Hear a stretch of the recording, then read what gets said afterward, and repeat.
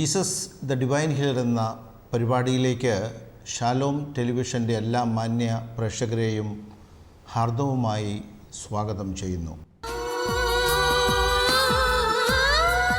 Divine healer.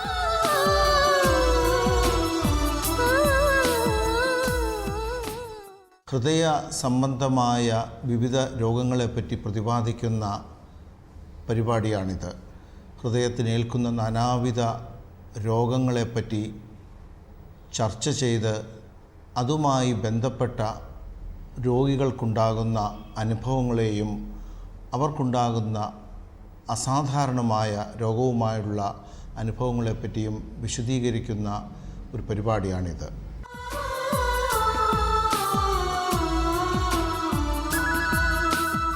വളരെ സങ്കീർണമായ രോഗലക്ഷണങ്ങൾ ഉണ്ടാക്കുന്ന അത്യപൂർവമായ ഒരു രോഗാവസ്ഥയെപ്പറ്റിയാണ് ഇന്ന് ഞാൻ നിങ്ങളോട് പറയുവാൻ ആഗ്രഹിക്കുന്നത്.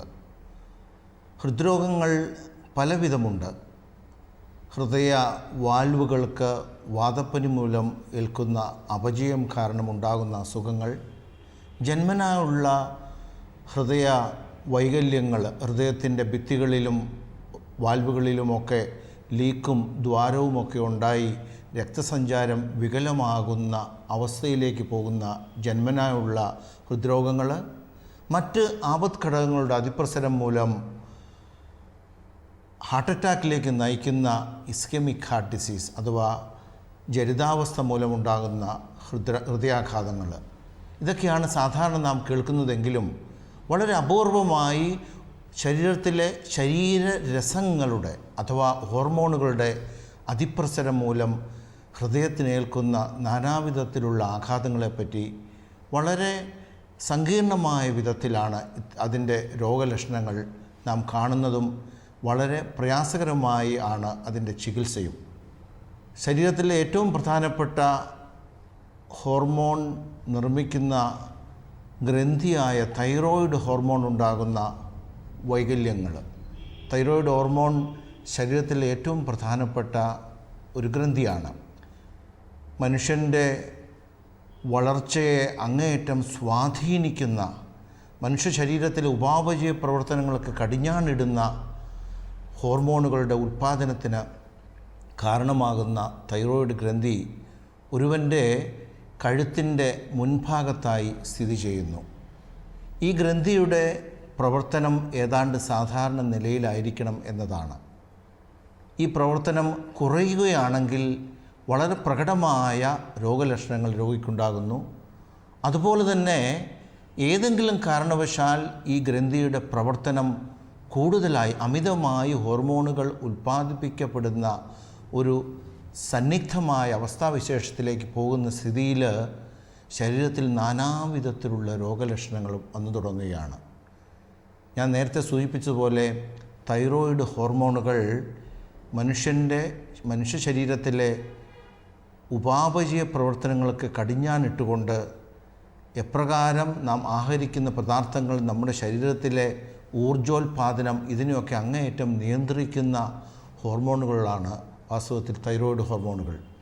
ഇതിൻ്റെ പ്രവർത്തനം, ഇതിൻ്റെ ഉൽപാദനം അമിതമായി രക്തത്തിൽ തൈറോയ്ഡ് ഹോർമോണുകളുടെ സാന്ദ്രത കൂടി വരുന്ന സാഹചര്യത്തിലേക്ക് പോവുകയാണെങ്കിൽ അത് ശരീരത്തിലെ നാനാവിധത്തിലുള്ള അവയവങ്ങളിൽ, ഹൃദയത്തിൽ, മറ്റ് മസ്തിഷ്കത്തിൽ ഒക്കെ വളരെ സങ്കീർണമായ പ്രത്യാഘാതങ്ങളാണ് ഉണ്ടാക്കുന്നത്. ഒരുവന് വർദ്ധിച്ച ചൂട് അനുഭവപ്പെടുന്നു, കൈകാലുകൾ വിറയൽ അനുഭവപ്പെടുന്നു, വളരെയധികം വിശപ്പുണ്ടെങ്കിലും ധാരാളമായി ആഹരിക്കുന്നുണ്ടെങ്കിലും ശരീരം എപ്പോഴും മെല്ലിച്ച് കാണപ്പെടുന്നു, മലവേഗം, അതുപോലെ ഉറക്കക്കുറവ്, ശ്രദ്ധാദാരിദ്ര്യം. ഈ ഹോർമോണുകൾ പ്രത്യേകമായി ഹൃദയത്തിനേൽപ്പിക്കുന്ന ആഘാതങ്ങളും വളരെ ശ്രദ്ധേയമാണ്. ഹൃദയത്തിൻ്റെ ഊർജ നിർമ്മാണ പ്രക്രിയയെ ഉദ്ദീപിപ്പിച്ചുകൊണ്ട് ഹൃദയ പ്രവർത്തനത്തെ അമിത വേഗത്തിലാക്കുകയാണ് ഈ ഹോർമോണുകൾ. ഹൃദയത്തിൻ്റെ സ്പന്ദന വേഗത ക്രമാതീതമാകുന്നു. ഹൃദയത്തിൻ്റെ സങ്കോചന ശേഷി ക്രമാതീതമാകുന്നു. ഹൃദയത്തിൽ നാനാവിധത്തിലുള്ള പ്രവർത്തന വൈകല്യങ്ങളിലൂടെ ഹൃദയത്തിൻ്റെ ഭിത്തികൾ തടിക്കുന്നു. കാലക്രമേണ ഹൃദയത്തിൻ്റെ പ്രവർത്തനശേഷി കൂടിക്കൂടി അവസാനം വളരെ രസകരമായി പറയുകയാണെങ്കിൽ ഹൃദയ പരാജയത്തിലേക്ക് പോകുന്ന ഒരു സ്ഥിതിയാണ് ഉണ്ടാകുന്നത്. തൈറോയിഡ് ഹോർമോൺ ശരീരത്തിൽ കൂടുതലുള്ള വ്യക്തികളിൽ ഹൃദയത്തിൻ്റെ പ്രവർത്തനങ്ങൾ സജീവമായി അതിരുകടന്ന് അവസാനം ഹൃദയപരാജയത്തിലേക്ക് പോകുന്ന സന്നിഗ്ധമായ ഒരവസ്ഥയാണ് സംജാതമാകുന്നത്. പലപ്പോഴും ഒരു ഹൃദ്രോഗ വിദഗ്ധൻ്റെ അടുത്ത് തൈറോയിഡ് ഹോർമോണിൻ്റെ അമിതോൽപാദനമുള്ള രോഗികൾ വന്നെത്തുന്നത് കലശലായ നെഞ്ചിടിപ്പ്, ഒരുതരം ദുസ്സഹമായ നെഞ്ചിലെ വൈഷമ്യം, നെഞ്ചുവേദന, തളർച്ച, ഹൃദയപരാജയം, അങ്ങനെയുള്ള നാനാവിധത്തിലുള്ള താളം തെറ്റിയ ഹൃദയമിടിപ്പുകൾ. ഇതൊക്കെ കാരണം ജീവിതം ദുസ്സഹമാകുമ്പോൾ അനങ്ങിക്കഴിഞ്ഞാൽ ശ്വാസം മുട്ടൽ, നെഞ്ചുവേദന, പ്രയാസം, ഇതൊക്കെ കൂടി കലശലായ നെഞ്ചിടിപ്പോടെ ഈ പരാതികളുമായിട്ടാണ് സാധാരണ തൈറോയ്ഡ് ഹോർമോണിൻ്റെ അമിതോൽപാദനം അഥവാ തൈറോയ്ഡ് ടോക്സിക്കോസിസ് എന്ന വൈദ്യഭാഷയിൽ വിളിക്കപ്പെടുന്ന രോഗാതുരതയുള്ളവർ വൈദ്യരെ, ബിഷഗ്വന്മാരെ കാണുവാൻ വരുന്നത്. ഇതിനേക്കാളൊക്കെ ഉപരിയായി വളരെ വിസ്മയകരമായ മറ്റ് ചില പ്രവർത്തന പാന്താവുകളും തൈറോയ്ഡ് ഹോർമോണിൻ്റെ അമിതോൽപാദനം മൂലം ശരീരത്തിലുണ്ടാകാറുണ്ട്.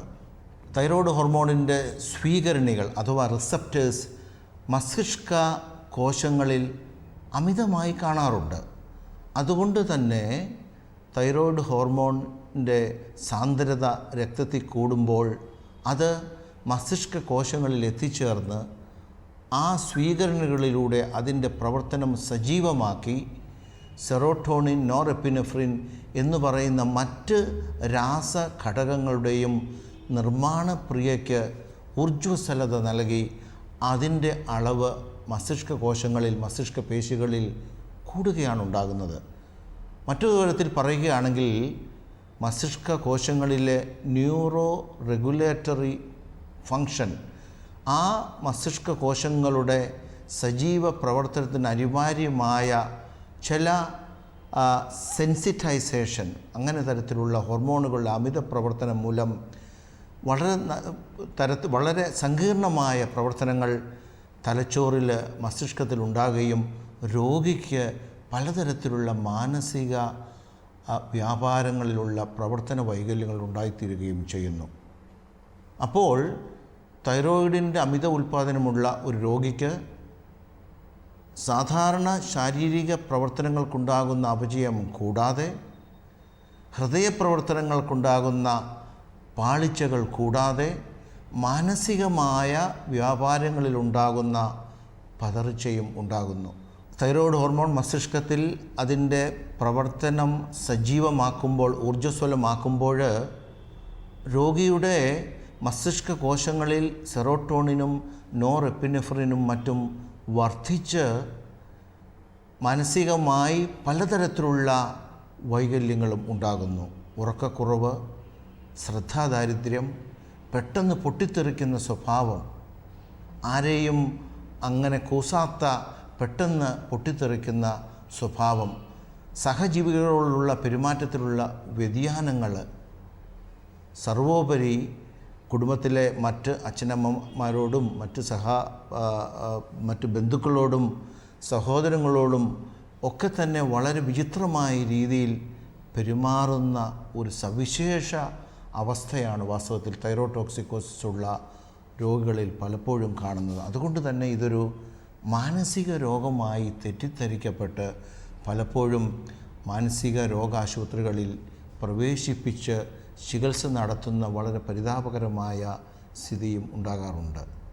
കൃത്യമായ രോഗനിർണയം ചെയ്ത് സമുചിതമായ ചികിത്സ ഉടനടി നടത്തുവാൻ ആർക്കും സാധിക്കുന്നില്ലെങ്കിൽ ഒരുപക്ഷെ വർഷങ്ങളോളം മാനസിക രോഗ ചികിത്സാശുപത്രികളിൽ പ്രവേശിക്കപ്പെട്ട് ഇത്തരം ഹോർമോണുകളുടെ അതിപ്രസരമുള്ള രോഗികൾ നിർഭാഗ്യവശാൽ തെറ്റായി രോഗനിർണയം ചെയ്യപ്പെട്ട് ദീർഘനാളുകൾ മാനസിക ചികിത്സാശുപത്രികളിൽ കഴിയേണ്ട ഗതികേട് വന്നിട്ടുണ്ട്.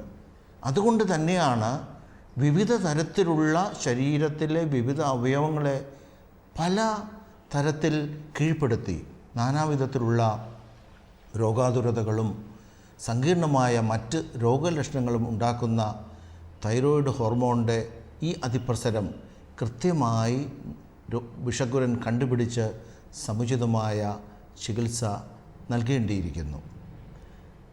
രോഗനിർണയത്തിലുള്ള രോഗനിർണയം വൈകുന്നതോടൊപ്പം രോഗിക്കുണ്ടാകുന്ന മറ്റ് പ്രയാസങ്ങളും യാതൊരു വിധത്തിലും നിയന്ത്രിക്കപ്പെടാതെ പോവുകയാണ്. ഇങ്ങനെ നാനാവിധത്തിലുള്ള കുടുംബ പ്രശ്നങ്ങൾ വരെ ഉണ്ടായിട്ടുള്ള രോഗികളുടെ കഥകൾ നാം ബിഷപ്പുരന്മാർ കേട്ടിട്ടുണ്ട്. അവരുടെ വൈദ്യ പരിശോധനയിൽ, അവരുടെ വൈദ്യ ജീവിതത്തിൽ നാനാവിധത്തിൽ ഇത്തരം രോഗികളുടെ രോഗങ്ങൾ കൃത്യമായി കണ്ടുപിടിക്കപ്പെടാതെ മറ്റു ഏതെങ്കിലും ആശുപത്രികളിൽ മാനസിക രോഗിയാണെന്നും മറ്റും മുദ്ര കുത്തപ്പെട്ട് ചികിത്സിക്കപ്പെടുന്ന വളരെയധികം കേസുകൾ ഉണ്ടായിട്ടുണ്ട്.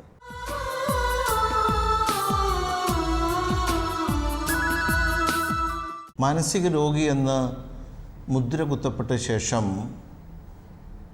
ഭർത്താവിനാലും വീട്ടുകാരാലും ഉപേക്ഷിക്കപ്പെട്ട 25 വയസ്സുള്ള മേഴ്സി എന്ന ഒരു സ്ത്രീയെ പറ്റിയാണ്, അവരുടെ യഥാർത്ഥ കഥയാണ്, സംഭവമാണ് ഞാൻ നിങ്ങളോട് പറയുവാൻ ഉദ്ദേശിക്കുന്നത്. മേഴ്സിയെ നോക്കിയിരുന്ന ഡോക്ടർ പെട്ടെന്ന് മറ്റൊരു ആശുപത്രിയിൽ മേഴ്സിയുടെ നെഞ്ചിടിപ്പ് കൂടി.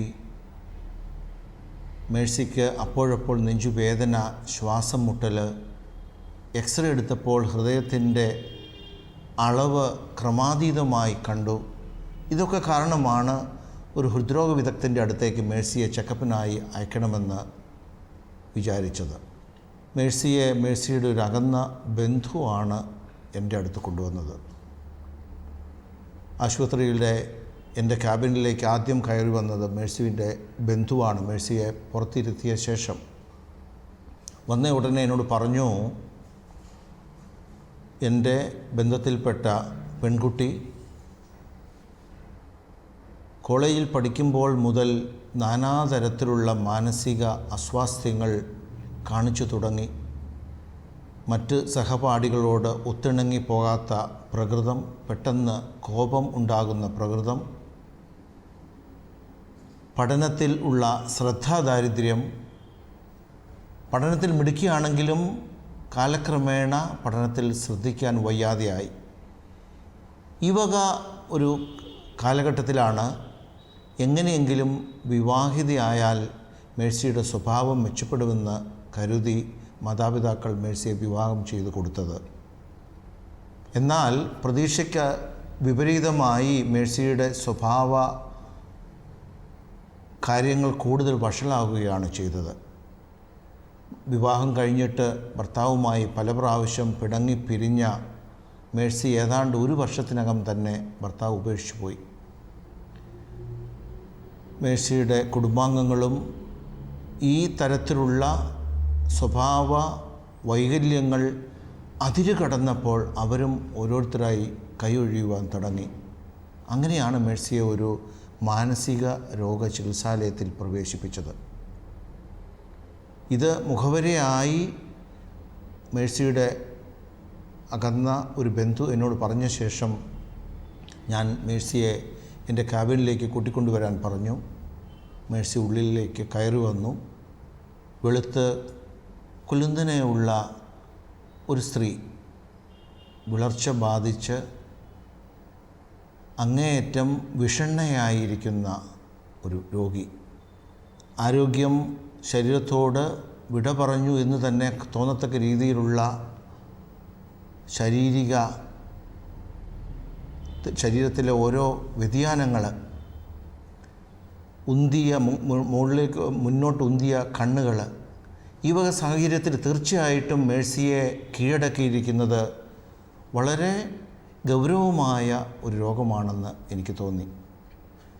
എന്നാൽ ഈ മാനസിക രോഗത്തിന് കാരണമായ മറ്റ് കാരണങ്ങളും കണ്ടുപിടിക്കുവാൻ വേണ്ടി ഞാൻ മേഴ്സിയെ ആശുപത്രിയിൽ അഡ്മിറ്റ് ചെയ്യണമെന്ന് ആവശ്യപ്പെട്ടു. അതനുസരിച്ച് മേഴ്സിയെ ആശുപത്രിയിലെ വാർഡിൽ അഡ്മിറ്റ് ചെയ്തു. ഓരോ തരത്തിലുള്ള പരിശോധനകൾ ചെയ്തു. കോളേജിൽ പഠിക്കുന്ന സമയം മുതൽ വന്ന ശ്രദ്ധേയമായ സ്വഭാവത്തിലുള്ള വ്യതിയാനങ്ങളാണ്. അപ്പോൾ നെഞ്ചിടിപ്പ്, ശ്വാസം മുട്ടൽ, നെഞ്ചുവേദന, ആരെയും കൂസാത്ത പ്രകൃതം, പെട്ടെന്ന് കോപം ഉണ്ടാകുന്ന പ്രകൃതം, ഭർത്താവിനോടും പിന്നെ വീട്ടുകാരോടുമൊക്കെ ഒരു വിധത്തിലും സഹകരിക്കാത്ത പ്രകൃതമായപ്പോൾ അവരെല്ലാം മേഴ്സി ഏതാണ്ട് കൈവിട്ട നിലയായി. ECGയിൽ ഹൃദയത്തിൻ്റെ ഭിത്തികൾ അങ്ങേയറ്റം തടിച്ച രീതിയിൽ കാണപ്പെട്ടു. എക്സ്റേ എടുത്തപ്പോൾ ഹൃദയത്തിൻ്റെ നിഴൽ, ഷാഡോ വളരെയധികം വലുതായതായി കാണപ്പെട്ടു. ഹൃദയത്തിൻ്റെ കാർഡിയോമെഗാലി എന്ന് ഞങ്ങൾ പറയും. ഹൃദയത്തിൻ്റെ വലിപ്പം ഒരു പ്രത്യേക അളവിൽ കൂടുതലായി കാണപ്പെടുന്ന അവസ്ഥ. പലപ്പോഴും അത് ഹൃദയത്തിൻ്റെ അറകൾ വീർത്ത് വികസിച്ച് ഹൃദയം പരാജയത്തിലേക്ക് പോകുമ്പോഴുള്ള ഒരു അവസ്ഥയാണ്. എക്കോ കാർഡിയോഗ്രാഫി എന്ന വളരെ സുപ്രധാനമായ ഒരു പരിശോധനോപാധി കൊണ്ട് ഹൃദയത്തിൻ്റെ ഉള്ളറകളിലെ ഘടനാവിശേഷങ്ങളെ സൂക്ഷ്മമായി നിരീക്ഷിക്കുവാൻ സാധിക്കും. എക്കോ കാർഡിയോഗ്രാഫി പരിശോധനയ്ക്ക് മേഴ്സിയെ ഞാൻ വിധേയമാക്കി. മേഴ്സിയുടെ ഹൃദയ അറകൾ ക്രമാതീതമായി വീർത്ത് വികസിച്ചിരിക്കുന്നു. ഹൃദയഭിത്തികൾക്ക് കട്ടി കൂടിയിരിക്കുന്നു. പല തരത്തിലുള്ള ഘടനാവൈകല്യങ്ങൾ ഹൃദയത്തിൽ കാണുവാൻ സാധിച്ചു. ഹൃദയത്തിൻ്റെ വാൽവുകളിലൂടെയുള്ള രക്തസഞ്ചാരത്തിൻ്റെ പാളിച്ചകൾ, ദിശ തെറ്റി ഒഴുകുന്ന രക്തസഞ്ചാരം, ഇതിനൊക്കെയുള്ള പ്രധാനപ്പെട്ട കാരണങ്ങൾ ഏതെങ്കിലും തരത്തിലുള്ള സവിശേഷതകളാൽ ഹൃദയത്തെ അമിതമായി ഉദ്ദീപിപ്പിക്കുന്ന ചില ഉദ്ദീപന ഘടകങ്ങളുടെ അതിപ്രസരം മൂലമാണ് ഇതൊക്കെ ഉണ്ടാകുന്നത്. എല്ലാ തരത്തിലുള്ള പരിശോധനകളും ഞാൻ നടത്തി.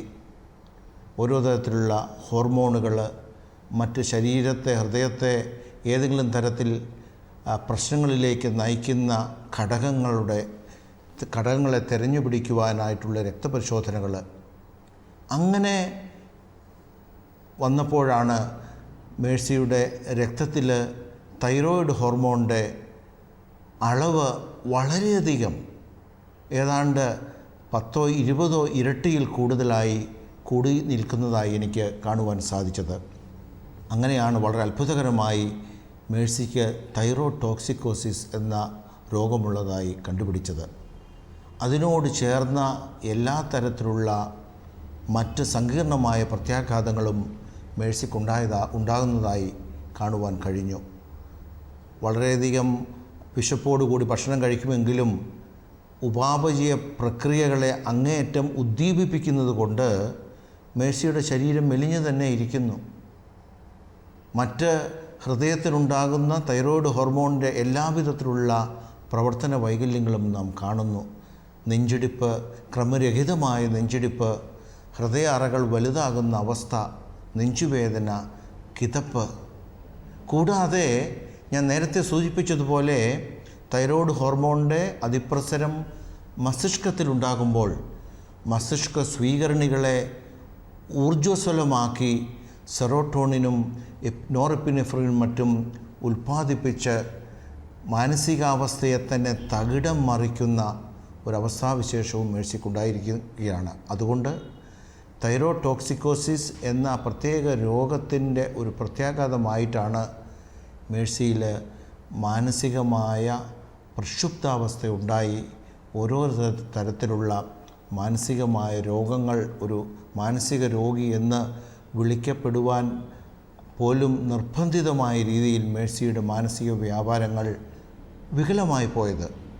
ഉടനെ തന്നെ ഈ ഹോർമോണുകളുടെ അളവിനെ നിയന്ത്രിക്കുന്ന മരുന്നുകൾ മേഴ്സിക്ക് കൊടുത്തു. ഒപ്പം തന്നെ ഇതിനുള്ള കാരണം എപ്രകാരമാണ് ഈ തൈറോയ്ഡ് ഗ്രന്ഥിയിൽ കൂടുതലായി ഹോർമോണുകൾ ഉൽപ്പാദിപ്പിക്കപ്പെടുന്ന രീതിയിലുള്ള ഘടനാ വൈകല്യങ്ങൾ ഉണ്ടായത് എന്ന് കണ്ടുപിടിക്കത്തക്ക രീതിയിലുള്ള പരിശോധനകളും നടത്തിയത്. അപ്പോഴാണ് മേഴ്സിയുടെ തൈറോയ്ഡ് ഗ്രന്ഥിയിൽ ഒരു മുഴ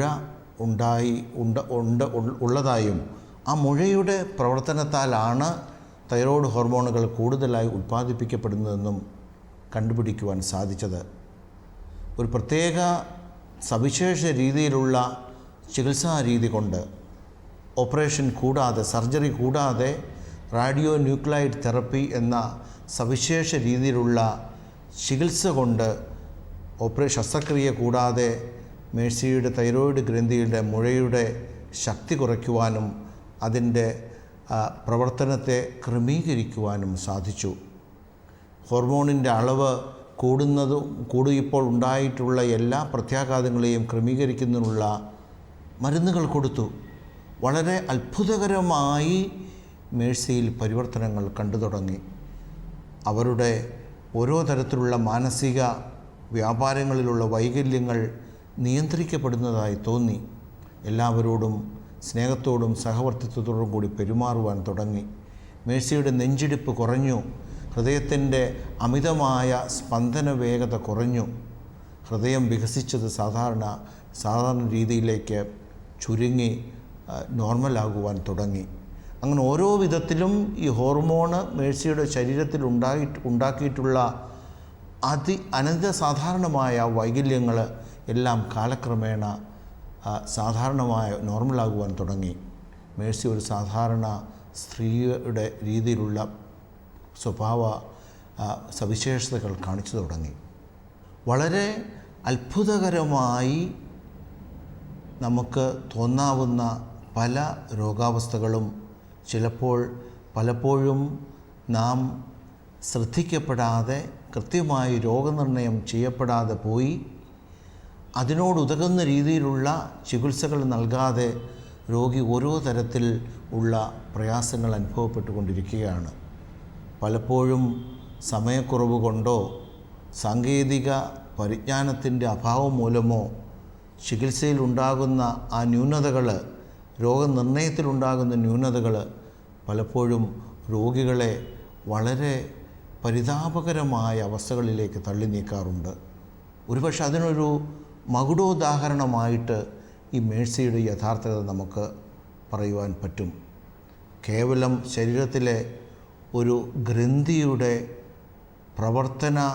പ്രവർത്തനത്തിലുള്ള വൈകല്യം നിമിത്തം ശരീരഘടനയിൽ വ്യതിയാനങ്ങൾ വന്ന്, ഹൃദയപ്രവർത്തനത്തിൽ വ്യതിയാനങ്ങൾ വന്ന്, സർവോപരി മാനസിക വ്യാപാരങ്ങളിൽ പോലും വികലതയുണ്ടായി ഒരാൾ മാനസിക രോഗിയായിപ്പോലും മുദ്ര കുത്തപ്പെടേണ്ടി വരുന്ന വളരെ പരിതാപകരമായ ഒരവസ്ഥ. ആ സാഹചര്യത്തിൽ ഒരു മാനസിക രോഗിയോട് കാണിക്കുന്ന യാതൊരു തരത്തിലുള്ള മാനുഷിക മൂല്യങ്ങളുമില്ലാത്ത ബന്ധുക്കളുടെയും ഭർത്താവിൻ്റെയും പ്രവർത്തനങ്ങൾ, ഇതൊക്കെ നമ്മിൽ വാസ്തവത്തിൽ പലതരത്തിലുള്ള രോഗത്തിനും രോഗചികിത്സയ്ക്കും അതീതമായ മാനുഷിക മൂല്യങ്ങളെപ്പറ്റി ചിന്തിക്കുവാൻ നമുക്കിട നൽകുകയാണ്.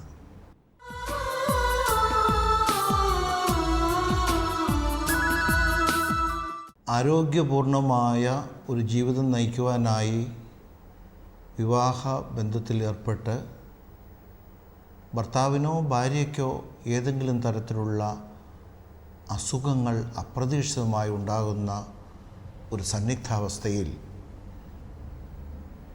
സഹജീവികളോടുള്ള സ്നേഹത്തിൻ്റെ പ്രകടനം എപ്രകാരമായിരിക്കണമെന്ന് ഇന്നത്തെ സ്വാർത്ഥപൂരിതമായ ലോകത്തിൽ പലരും സൗകര്യപൂർവ്വം മറന്നു പോവുകയാണ്. നാം ഇവിടെ എന്താണ് കാണുന്നത്? മേഴ്സി എന്ന ചെറുപ്പക്കാരിയായ പെൺകുട്ടിക്ക് അപ്രതീക്ഷിതമായി രോഗമുണ്ടെന്ന് അറിയുന്ന ഭർത്താവ് മേഴ്സിയെ വിട്ടുപോകുന്നു. മേഴ്സിയുടെ രോഗത്തോടൊപ്പം സഹാനുഭൂതിയും അനുകമ്പയും കാണിച്ച് സ്വാർത്ഥത വെടിഞ്ഞ് അവരെ പരിചരിക്കുന്നതിന് പകരം, അവരെ സ്നേഹിക്കുന്നതിന് പകരം, അവരോടൊത്ത് ജീവിക്കുന്നതിന് പകരം അവരോടൊത്ത് കഷ്ടതകൾ, സഹനങ്ങൾ പങ്കുവയ്ക്കുന്നതിന് പകരം അവരെ ഉപേക്ഷിക്കുവാനുള്ള വ്യഗ്രത കാണിക്കുന്ന ഭർത്താവ്, തങ്ങളുടെ കുടുംബത്തിൽ ജനിച്ച ഒരു വ്യക്തിക്ക് അപ്രതീക്ഷിതമായ ഒരു രോഗം വന്നപ്പോൾ